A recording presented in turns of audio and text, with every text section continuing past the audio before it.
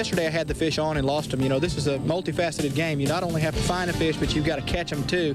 I can win it right there. I can see some of the fish. There's some 3-pounders in there and probably some bigger ones. When you go out in the salt and you do find a clear water stream that's feeding fresh water in, it pushes the salt back a little bit, but it piles the fish in tighter, and there's a lot more fish in a small area. I'm real familiar with fishing this type of water, this technique, and I know that it changes from day to day. There's no other competitors in there. It's a very, very remote area. You really have to work hard to get into this place. They had 15 keepers today. Don't know if I can do it again, but I would hope I can. So I just beat on this one place now for 3 days. It was slow today, but I think I caught a few more quality fish today. The potential of the area exists there, and I don't feel like there's a better area that I know about that has the potential to catch the quality fish as this area does. Who knows, if I can get a big bite tomorrow, I might come back and win this thing.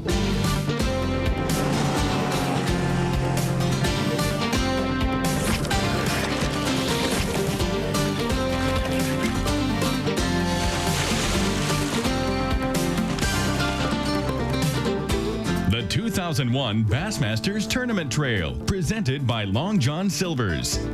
This is the Bassmaster Alabama Top 150. Brought to you by Evertroll. Welcome to the Bassmasters Alabama Top 150 from Mobile, Alabama. We're at Battleship Park, and our field of 150 competitors has been reduced to 10 fishermen fighting it out for a $110,000 grand prize.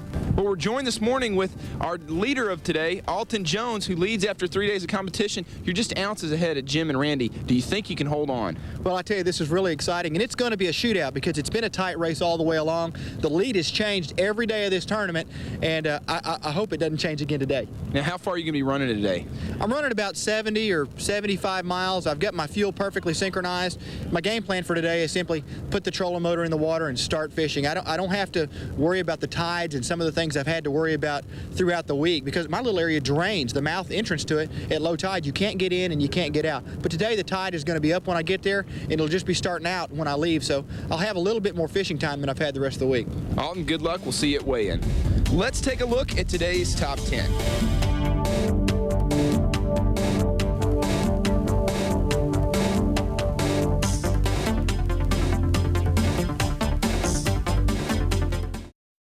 The Bassmasters, brought to you by Long John Silver's. You can't resist the cravings. Evertroll, stay out longer, catch more fish. Pennzoil Marine, it's the right equipment for fishing. Berkeley Trilene, catch more fish. And by Bass Pro Shops, the world's leading supplier of premium fishing tackle. I'm having to run about 70 miles each way, so more like 75 miles. And there's no place to buy fuel on the water, so I'm really having to slow down to maximize my fuel efficiency in my boat, to maximize my gas mileage and economy, and I come in on fumes. I mean, my main focus today is I'm just trying to forget about the tournament and just pretend like I'm out fishing for fun.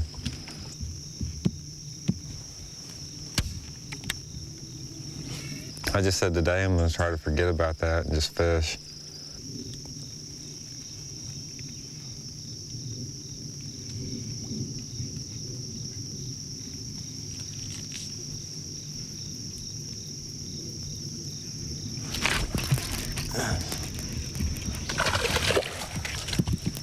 Wow.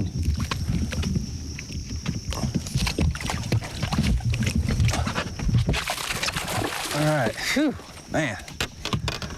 That's a way to start there, man.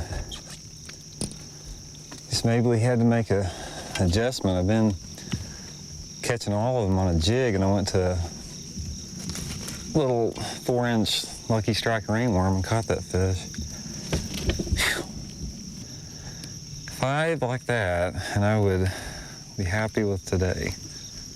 Thank you, fish. Been a slow morning so far. Welcome back to Battleship Park. Now, fish, These anglers are only 4 pounds apart. Anybody could win this thing. Reed, they could. You know, in a top 150 event, the other two that we've had this season, it hadn't been this close. So we could see a 10th place guy in David Fritz make a big run towards the top, put together a 5-fish limit, maybe 1 or 2 big kicker fish. Anybody can win this one. Now, guys like Alton Jones, Randy Blockett, they're running real far north. The further you run, the less time you have to fish. Is that a gamble that you think will pay off? It truly is. You know, Alton Jones has got a spot all to himself up there we talked about earlier. Blockett as well. We've got Jim Bitters fishing 5 minutes from right here. Then you got a guy like Jeff McGee, who's in about 5th, and he's running way south into salt water, then cutting back up in one of the freshwater tributaries. So it's going to be anybody's game again, but I look for the guys that are running the furthest to do the best. Early in the morning, these fish are feeding on shrimp, so I've been throwing a what's called a DOA shrimp bait and catching a limit every morning as quick as possible. And then as the day goes on, I'm throwing what's called a prowler soft shad. It's a soft plastic bait that works on top, kind of like a Zara spook, but it sinks real slow, and the bigger fish want it. And yesterday I was able to cull every fish I had with the soft shad. Push this on over the next one too.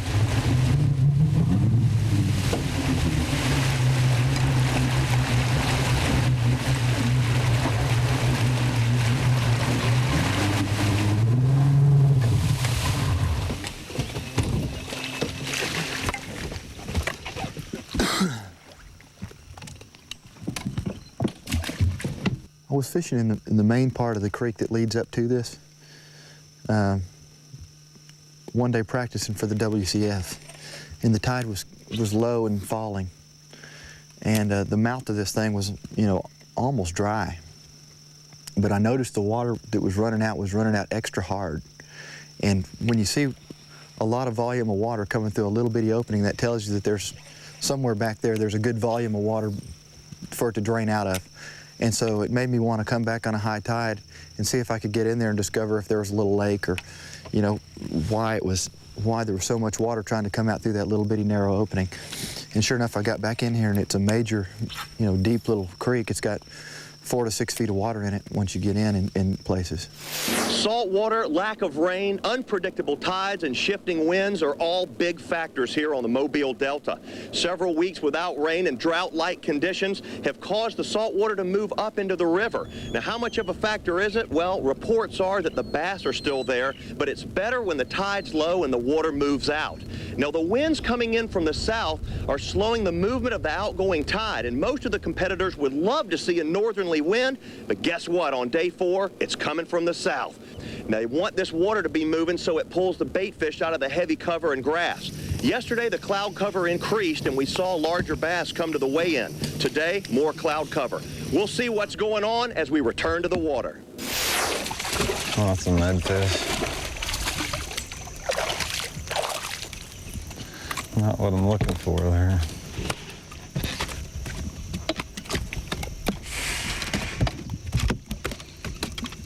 That's a little one, where we have been catching.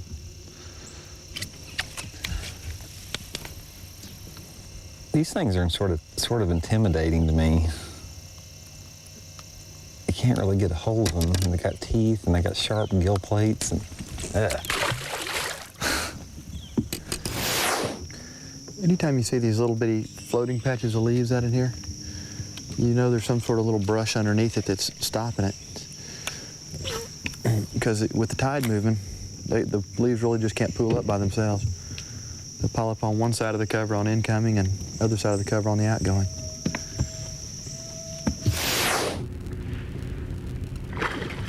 Hang on, baby.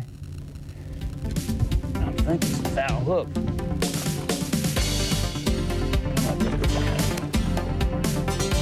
Hang on. Come on, fish. That's a good start there. I was afraid that hook was going to pull out that meat.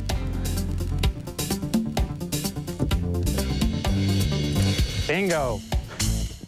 2001 Bassmasters Tournament Trail, presented by Long John Silver's.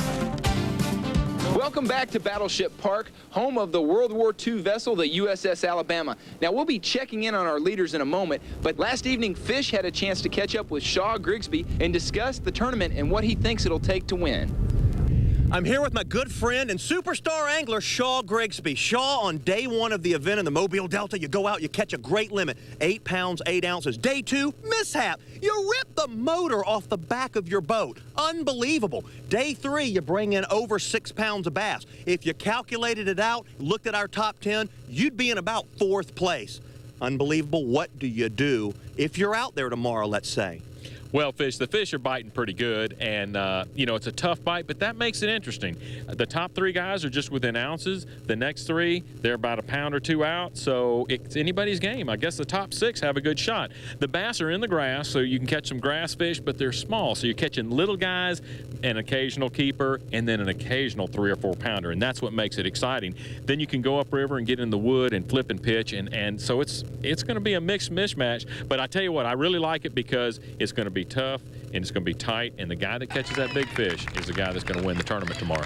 So look for anybody in that top 6 to catch a sack and put it together. Shaw, can you give me one name if you had to make a prediction on who's going to win this thing? This is a real tough top 10. I'd say, you know, Jim Bitters hadn't been in there for a while, but Alton Jones, he's about as hot as you can get. So any of those top 3 guys are going to be naturally, because they're only ounces out. But you can always look for one of the dark horses in the back of the pack, because right here you can catch a 3-pounder pretty easy, and you back it up with another one, all of a sudden you've caught up, made up, and jumped ahead. So it's going to be a fun match tomorrow. It's going to be fun to see them weigh in, see who takes the big prize. What I'm doing is just working my way a little further back in this creek when the tide's high enough for me to get in here. And I've been pitching Riverside Vibra King tubes and woolly baits the entire time. And just picking out key pieces of cover and pitching to them and move on to the next one. Just work it pretty slow and thorough, and I'll work back and forth down this. It's about a mile-long stretch we've got to fish through here.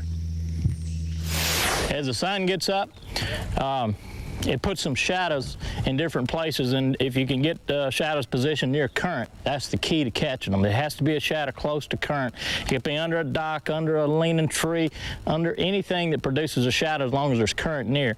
That's the key to catching these fish in this clear water right now. Well, you think those fish should hang out around this wood, but I ain't caught but one little fish around this wood. One of the problems is I don't think you can get in there shallow enough. It's all hanging out over deep water.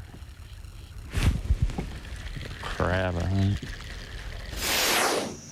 Well, you know, obviously I'd like to have more fish in the boat than what I got. It's only 9:30, but I've been having anywhere between 5 to 3 fish a day at this point in the creek, and I've just got one.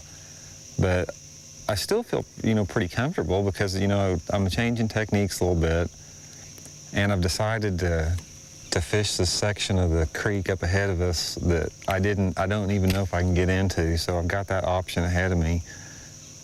But I'd really like, you know, to be able to get 5 fish in the boat so I can start back with that jig and try to, you know, catch a better quality string.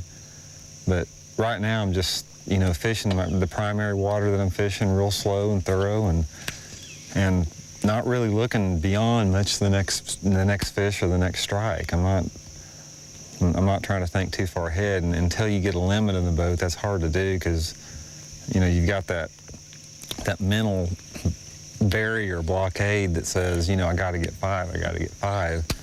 So I'm just trying to overcome that a little bit and just concentrate and put all my energy into each cast that I make, and just fish each cast at a time. Just don't look beyond that. Don't look 10 minutes from now. Just fish. Where's a good one? Oh, yes. That's the way to start the morning right there. Thank you, Lord, for that fish. Big, beautiful 2-pounder. All right. Okay, I'll put him right in here. Turn the live well on.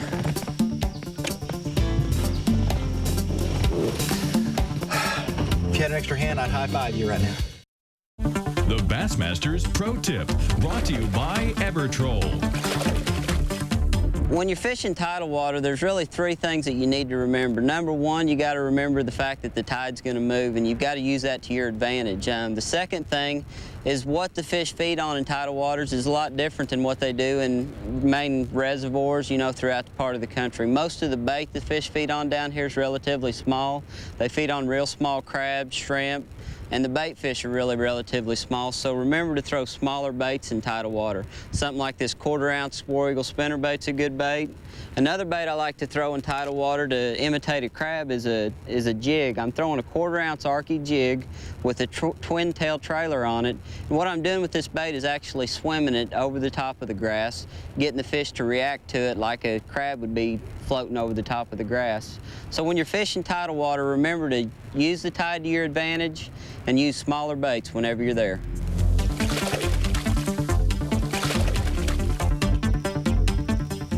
This is one of the main trees I cut down right here. This is the other end of it behind you. It was laying all the way across. I think I did something a little different than everybody else. I got away from the pressure. I went south out of Mobile Bay toward the Gulf, into the salt, and then up a little creek that's got some fresh water in the back pushing the salt out, and those fish are piled in here, and they're trying to get to that fresh water, so there's a lot more fish per acre right here, I think, than a lot of the places other guys are fishing.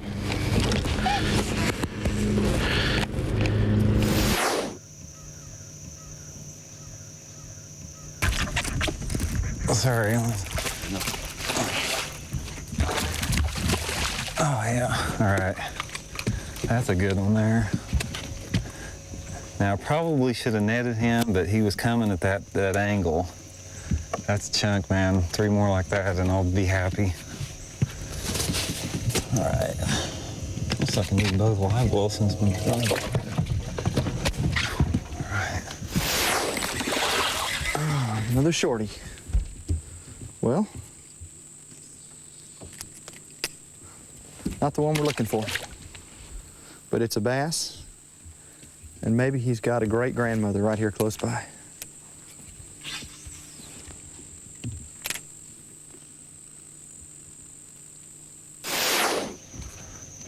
See, that's the whole thing about this. It's so much cover and so long. I really got to decide how fast I want to fish through here, because if I fish at a slow pace, I've got just enough time to make one pass down it and one pass out of it, and then I'm out of time. So I've got to, determine, what's the best, speed to fish at in the best area. But, like that, I mean, that sort of goes against what I was thinking, because I haven't had any bites in that little bend there and finally caught one. So I guess the potential's there to catch one anywhere, really. Little one. He's dink.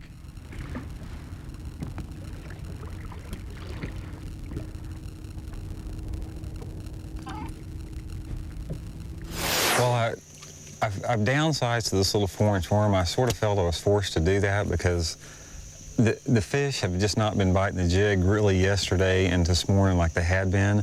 But normally what happens when you downsize to a smaller bait, you're sacrificing getting more bites for smaller fish. And the 2 fish that I've got this morning, those are 2 of the biggest fish I've caught in here all week. So, I mean, that's very encouraging, to see the size of those fish on this little bait. So I'm pretty pumped about that. But the thing about this, it's almost, when the fish are positioned to be caught like this in this flipping scenario, it's almost like a, get around this. It's almost like a philosophy in itself, because that's why I'm taking so much time in between fish. I'm changing hooks. I'm making sure that I've got a drink of water and making sure everything's right, because I know I'm probably not going to get a lot of bites, and I've got to capitalize on every single strike. I've got 2 quality fish in the well. If I can just get 3 more hits like that, I'll have a shot. So I'm really paying close attention to, every movement that I make, whether from boat positioning to, how sharp my hooks are, or to everything.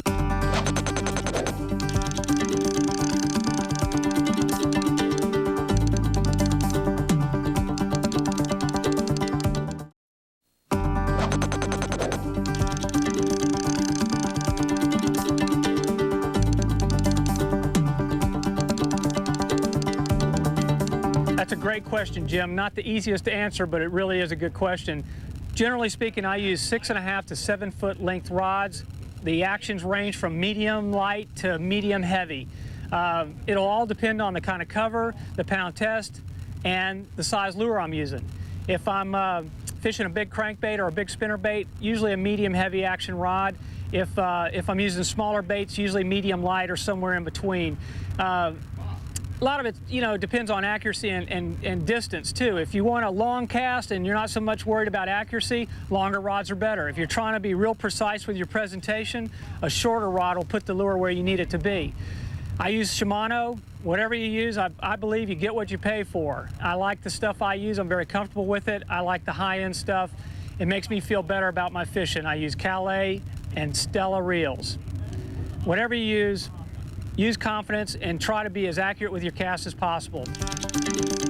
Send your Answer Line question to Bassmaster Answer Line, 5845 Carmichael Road, Montgomery, Alabama 36117. Please include a picture with name, address, and telephone number.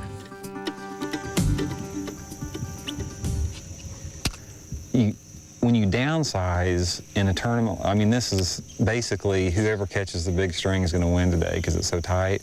And when you downsize, you take yourself out of position to win. So I didn't feel good about that decision, but since I've got the two good ones hit it like that, I feel a lot better about it. Because, I mean, I know with two more like that and one quality fish, somebody's going to have a really good day to beat that. But you never know. I mean, God, somebody could come in with 18, 19 pounds today. I mean, you never know. Well, I see whatever it is down there. I think it's a grinnell. I think it was a grinnell. I think he's gone now, whatever he was. No, he's still on there. It's a bass. Please be hooked good. Please don't come off. He's still on there. He's still on there. I got him. He's a keeper, I think.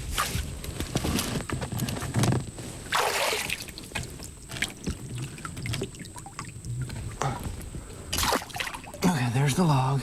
There's my log. Got him. Okay. He's a keeper.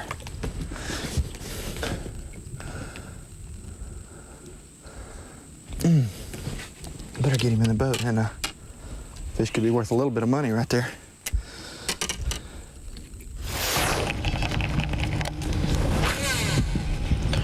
What we need is a ripple on the water right now. If I had a little breeze in here, I could catch these fish right here.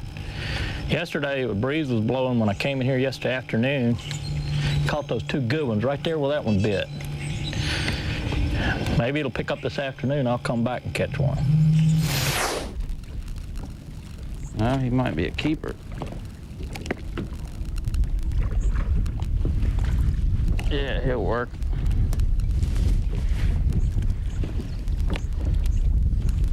Hold still, fish.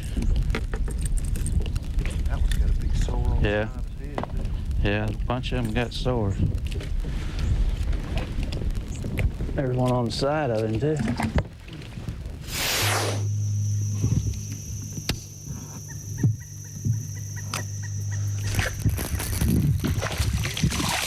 All right. First fish I've caught out of that pot there. Thank you, fish. Whew. All right, there's three.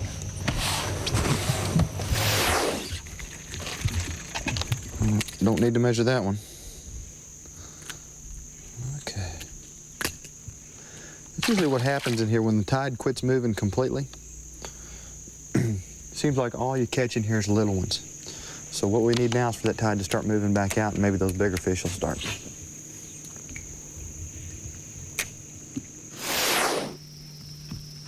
There he is. The mudfish. I'm glad it was a mudfish that got off. Jeez. Those things will wake you up, but they're disappointing.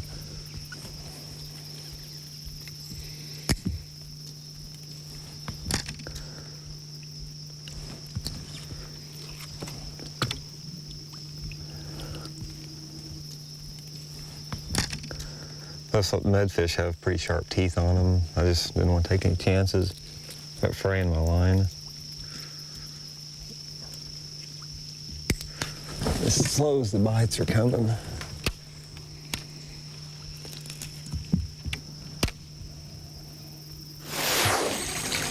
That big old crappie.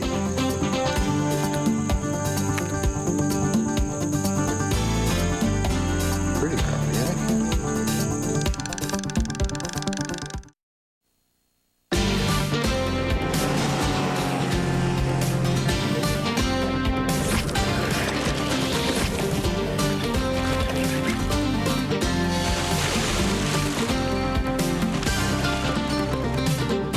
The 2001 Bassmasters Tournament Trail, presented by Long John Silver's. This is the Bassmaster Alabama Top 150. Brought to you by Evertroll. Gary Brown, his amateur. I see him down here. Oh, brother. Gary, you ready for this? I'm ready. You know what this might do for you? Yeah, I hope so. All right, we don't know exactly how much weight he needs to jump up and take the lead, but I got news for you. You got some nice ones in there. How many bass? 5. A 5-fish limit on the amateur division. Watch the weight. Gary Brown, hello, he's gonna push. 11 pounds and 15 ounces, 11.15. Look at this. Watch this. Give him a big round of applause. Man, oh man, did he make a charge towards the top. We live on a river system, Pascagoula River, and it's similar, you know, and I think I help partners a little bit in that sense, but I mean, this is what these guys do for a living, and you got to take your hats off to them, and they're great guys, and we helped each other out, but like I said, Chris really took his shirt off his back today when he kind of catered to me at the end, because he was kind of out of the tournament. He said, I'd rather somebody in my boat win if they're going to win, you know. I'm going to make an executive decision here. I've been fishing on back, and I've caught a fish or two back there. But what I'm going to do, I'm going to turn and fish out. You know, I caught that big good fish this morning further out than I've been fishing. So it could be that there's some fish further that way. So we're going to fish on out of the creek, and if we don't do any good between here and the mouth of it, we'll just keep on going and see if maybe some of these fish have spilled on around the corner.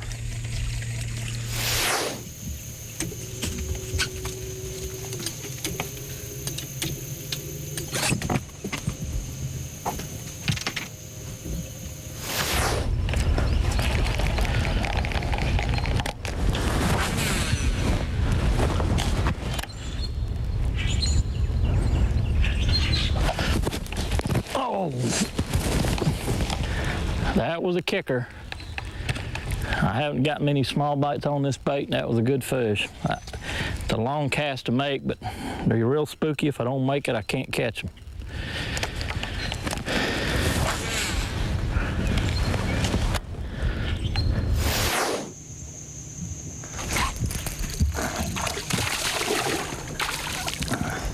The keeper. I will take it at this point for sure, because I'd love to have it yesterday.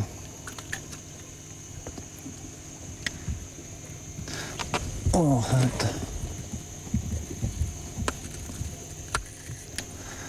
Thank you, little guy, for the cooperation.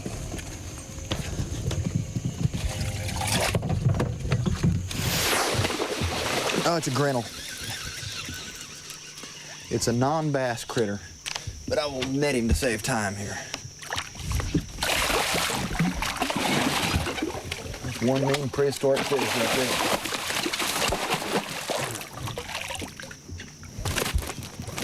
Now we're coming up on the point of no return in practice. I've cut 2 logs out in practice, and this one up here, it doesn't look that bad, but there's 2 logs underwater side by side, so when I jump it, I can't get the rear of my boat over far enough, I don't think, to get over it.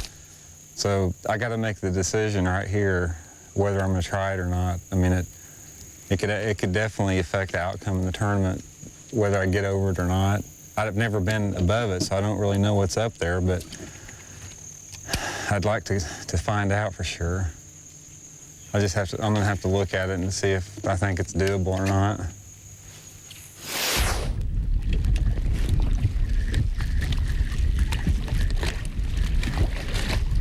I think that won't keep.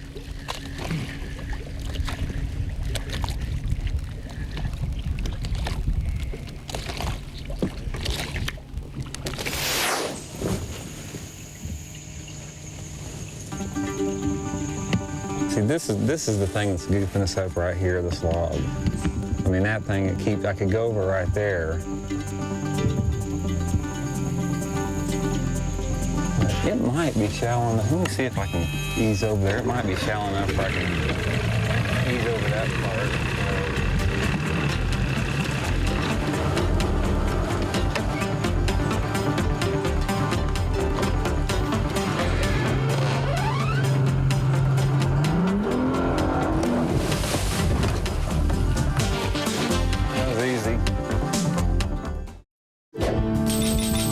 Beyond the Tournament Trail, presented by Long John Silver's.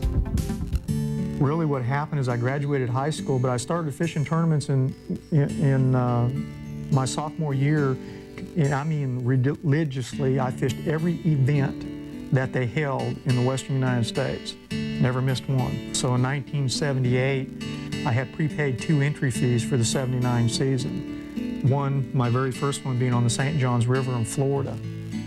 So when I left Northern California, I headed to Florida and went to the St. Johns River. And that was my first time out of California, so that was kind of a neat trip back here. It was a tremendous experience for me. And then the very next event was on Lake Powell in Utah. So it was kind of one extreme to the other extreme. I left California with $1,000. My mother had co-signed a personal loan for me. And I deferred payments for 3 months, and that's how I got started. No credit cards, $1,000 cash.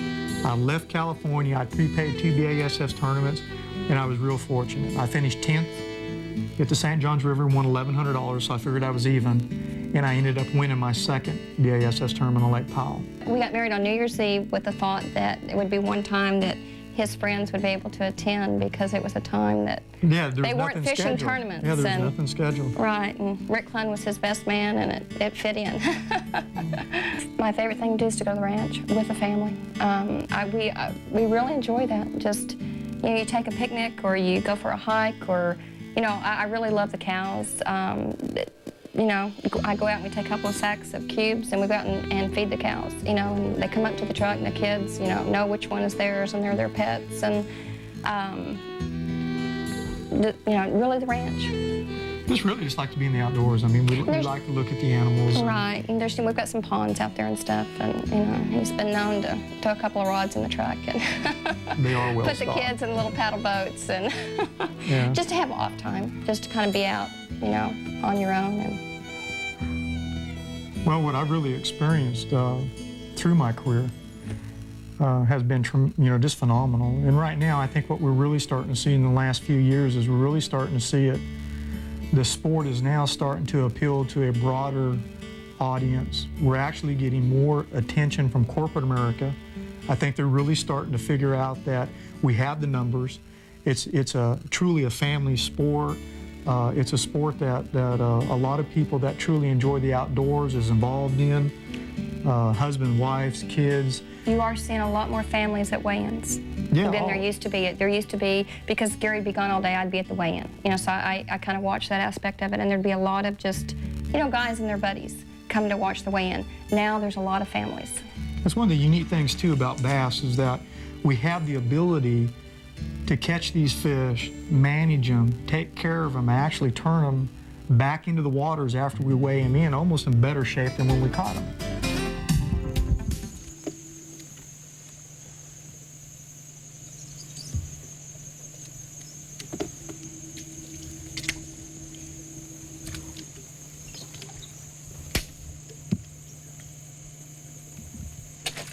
Oh, man. Oh. Ah, man, I won't say it. Jeez.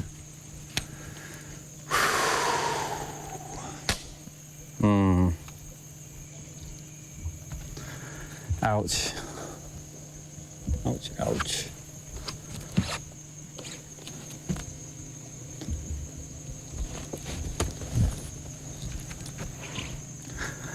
just said that I hadn't had a bite off that pile the whole time.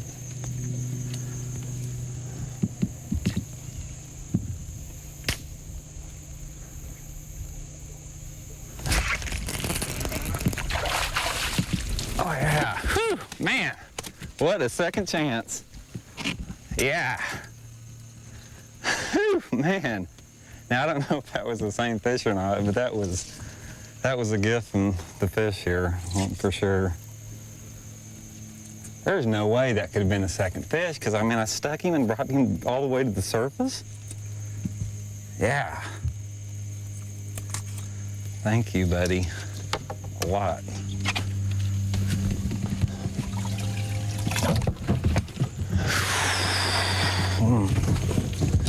God, I better get back in there. There might be another one in there. That was awesome, man. That was absolutely, totally cool. If I can cull that little one out with like a 3 or 4 pounder, I mean, whoever wins the tournament really deserves to win it, because that'd be a eat. Like I said, I sort of felt, you know, 10 to 12 pounds is what's going to take to win today, whoever, you know, catches that. I mean, I could be way light or I could be heavy. You just don't know with fishing. I mean, like I said, some guy can get hit by a couple 4-pounders and a good limit and have 15, 16 pounds and blow it away. You just never know.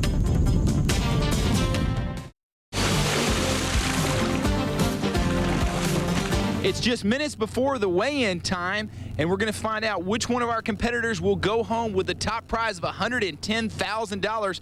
Let's see, our first competitor is in today. It's Jeff McGee. Jeff, come on up, man. How did you do out there today? You came in today in 5th place. Did you get 5 fish? Yeah, I did. I caught 5 and was culling by 8 o'clock this morning. I had a great spot and they were biting really well. I did lose 1 big fish that might cost me winning. I felt like I needed 10 pounds to win the tournament, and I may have 8. You never know. 8 pounds may be enough.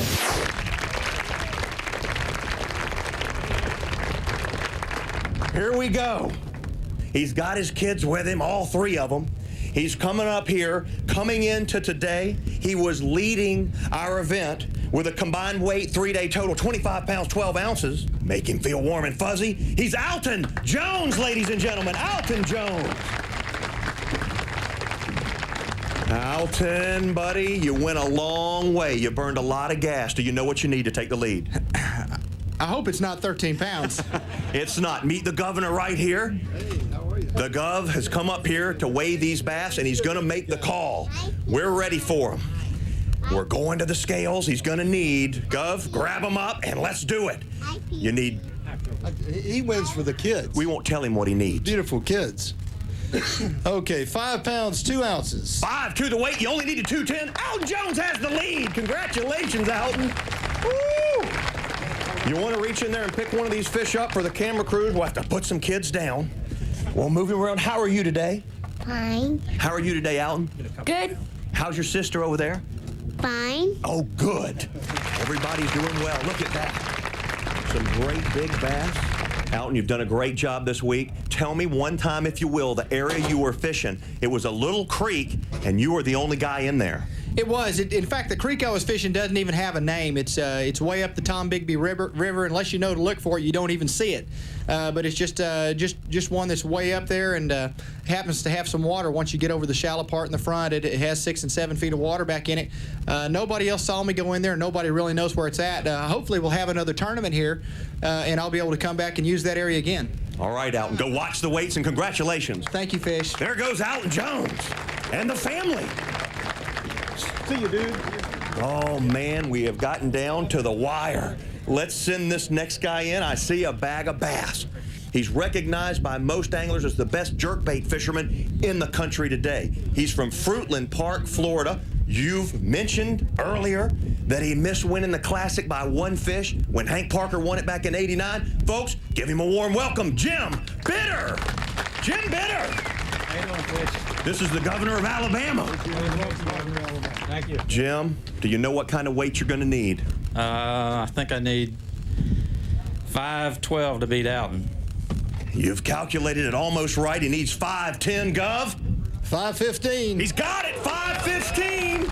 Jim, grab a couple of them out of there. Your wife Rita's sitting right over here watching. She's been cheering him on all season. Jim's back in another top 10. He won on the Potomac River just a couple of seasons ago off of a rock pile that he found. Unbelievable. Almost set a BASS record. Jim, you've got to be a versatile fisherman to compete on the top 150 circuit. I know you're versatile with all the different types of lures out there, but what is it about a jerkbait that's been so good for you over the past several seasons? Not the past several seasons, a few back. It was good for me when I first started using it about 7 or 8 years ago because hardly anybody used it. And the fish, you know, never really saw jerkbait much. And I could go down the bank behind everybody else and catch fish doing it. And then everybody caught on, and before long I was following somebody else throwing a jerkbait, and somebody was following me throwing a jerkbait, and I kind of got away from it. I don't like to do the same thing everybody else does. I didn't come down here thinking I was going to jerkbait, but the little bank I found, it was kind of an island that was, the water was going around it. Naturally, the water that was going around it was coming out of the middle of the river, so it wasn't getting any wash on the banks from boat traffic, and it was clear water all the time. And I think that's what made me think a jerkbait. They might hit a jerkbait, and they certainly did until they hit it all right today. It just wasn't many fish there. All right, Jim, go watch the weights. You're in the lead right now. Thank you, Fish. Jim Bitter, one more round of applause for this guy. Man, coming on strong. All right, Jim Bitter, you just took the lead over. How's it feel? Feels great. I don't know how long it's going to last. Do you think you'll buck the trend? Everybody's coming off the stage has had the lead. Will you be the guy that bucks the trend? Well, I don't know, because I don't know what these other guys got. I hope I am, but you know, Blockett had a good shot of catching a lot of fish, and Jeff McGee had about what I did yesterday, so he's capable of catching more than I did, but I don't know how good a day they had. It seemed to be pretty tough for everybody else, so maybe they blanked. I don't know, hopefully. Bassmasters, brought to you by Long John Silver's. You can't resist the cravings. Evertroll, stay out longer, catch more fish. Flowmaster, the exhaust technology company. Ranger Boats, still building legends one at a time. And by Motor Guide. With Motor Guide, you can take on the world. We're going to bring this next guy in. Now, you heard me mention earlier, we had anglers running way far north. Well, we had one that went south. He was actually going out into the salt water, cutting back up into the freshwater. Bring him on up here. Ladies and gentlemen, make him feel warm and fuzzy. He is Jeff McGee. Jeff McGee from Mississippi. This is the governor of Alabama. Jeff came up here just now just to meet you. All right. Jeff, you know what you need to take the lead? I don't know. Let's weigh him. He's going to need a little over 7 pounds and 14 ounces. 714 the weight, Gov. 8 pounds even. McGee's got it. Jeff, grab a couple of them up out of there. Oh, man, he needed 714. He pops the 8-pound margin. Unbelievable. Every ounce counts. This, my friends, is a 5-fish limit. Woo! Had a great week. You're going home with a big payday. I probably wouldn't be standing here today like I am if it wasn't for my amateur partner the last day of the tournament. And I'd like to thank Tim Taylor from Pensacola. Bar none, all my amateur partners were great, but he did not want to get in my way. I begged him to fish. I wanted him to get a check. He would not fish my main spots. He let me fish everything, just insisted. He net him the fish. He did everything in my favor, and without him, I don't know that I would have made the top 10 because he really encouraged me all day, and he's a super guy, Tim Taylor. All right, one more round of applause. Jeff McGee, his partner, Tim Taylor. Unbelievable story. Oh, man, this guy comes in. He's the guy that back in 1989 pulled the plug on his boat to get under a bridge in South Hill, Virginia, to be able to access a creek and win a tournament. The guy is smart. Well, looks like he's loaded. Let's get a calculation on the weight he's gonna need. I'll wait for Sarah to come give it to me. Folks, Randy Blockett, give him a big round of applause. Randy, you're going to have some weight. I know it's going to be close, Fish. He's going to have to weigh a big fish, too, out of this basket. Here we go to the scales. He's going to need around 22 pounds. Just kidding. Call it. 912. There's your champion, Randy Blockett.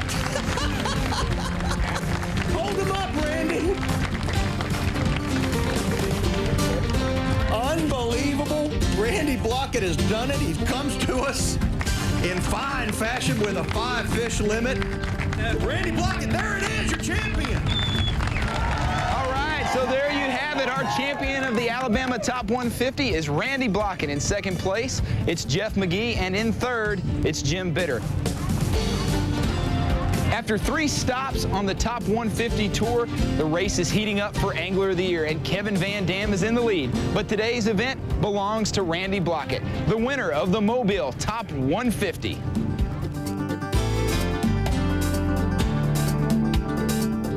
A Top 150 tournament consists of 4 days of competition. Randy Blockett, our champion, goes home with $110,000, comes from the 32nd spot on day 1 to dominate the field. Randy, great job. Thanks, Fish. Appreciate it. Tell me a little bit about what you did and the creek that you found. Simply, briefly, Fish, I found this one creek about 60 miles up the lake that was really hard to get into. The entrance to the creek was silted in with a lot of shallow sand, which kept a lot of people out of it. And once I got into the creek, there was a lot of obstacles to getting back in the part of the creek that had any fish. I was jumping logs with my outboard. I had to take my chainsaw and cut my way in a little bit on some of them. And it was just a remote creek that had a lot of fish in there that didn't receive a lot of fishing pressure.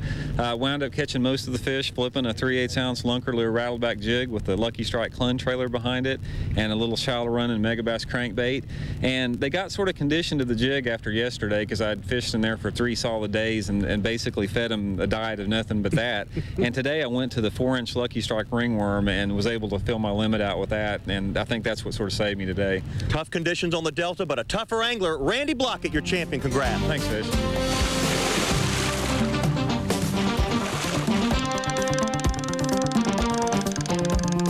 This has been a presentation of ESPN, the worldwide leader in sports. For more, log on to ESPN.com.